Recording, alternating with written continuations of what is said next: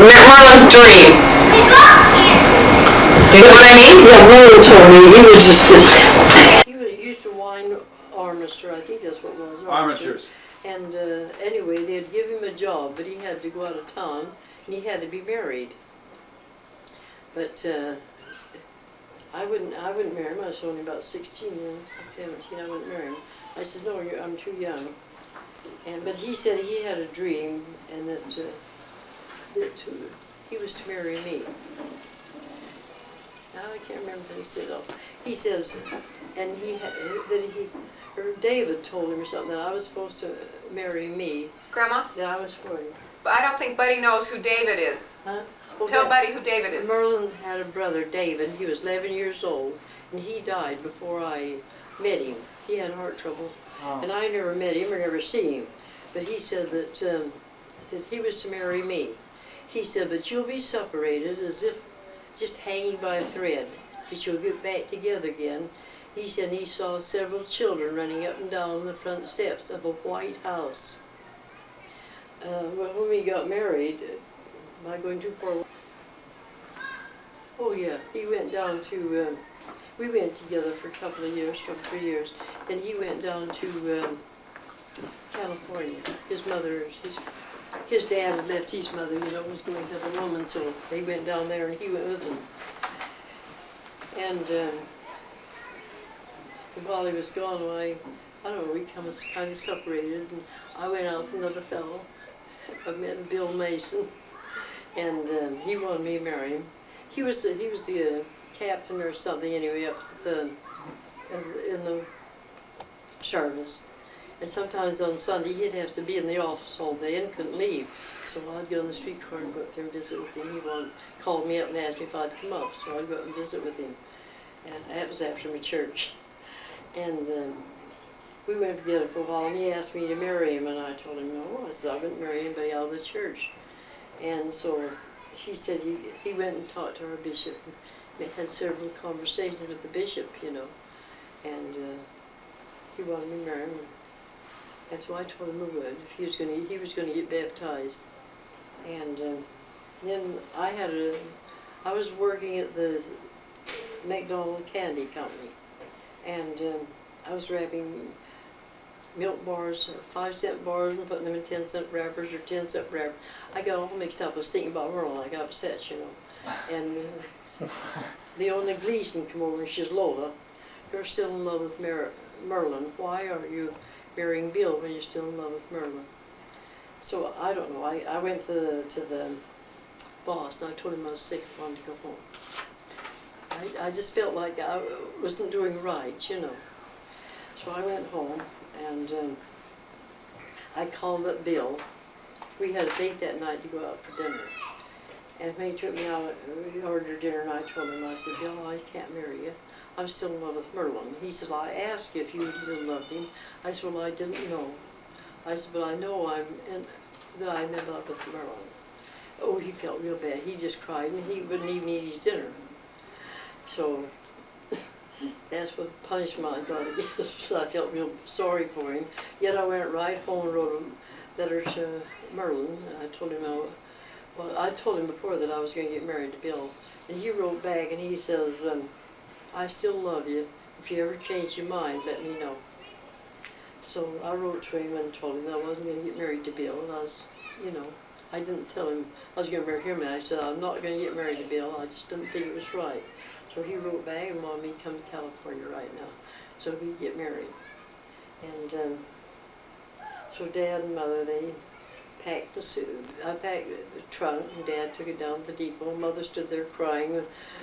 You know, where were you going to stay? He was going to get married. His mother was there, and his mother, Norma, was there. So you eloped? Huh? So you eloped? No. No, I didn't. She told her parents. My mother and Dad took me down, and they called, and Merlin was going to meet me. They let him know what time I'd be there so he could meet me. Your mother and father were not at the wedding. That's why your mother stood and cried at the train. They couldn't go with me. You know? Right. And then going so far away, they was upset, you know. But of course they knew his mother there, and they knew her very well, you know. And We got married the same night I got there. When I got there on the train, he met with a great big rose, great big one. I didn't know they had roses that big, so I've been raising them myself lately. And he brought that down. And we were both so happy to see each other we couldn't even talk. We just couldn't say anything. So we went and got his mother and went down to the city hall and to get a recommend. Or recommend. A license. License. And I got mine okay because Dad sent a letter along, you know, and told him a telegram to tell him to meet me or something like that, and I had that, you know. And Merlin had the trouble. It's the only thing he's had his mother because they wouldn't believe that he was as old as that he was young, you know. So he had to have his mother there to sign for him. I was 18. I was okay.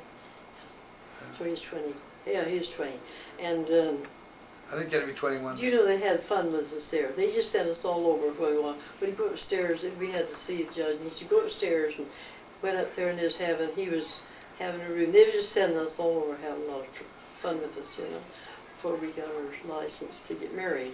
Then we went to Mutual that night. That was on Tuesday. We went to Mutual, and Bishop Cheney, David Cheney, was the bishop. So we asked him if he'd marry us. So we went over to his place after Mutual, and just as he was pronouncing his man and wife, the clock struck 10 o'clock. So that's when we got married. 10 o'clock. Then he already had a little cottage rented when I got there on Percy Street. Or in Los Angeles? It was just down from his mother's I know house. Bishop Cheney. No, she lived on Lanfranco then. And we had a little place that wasn't very far.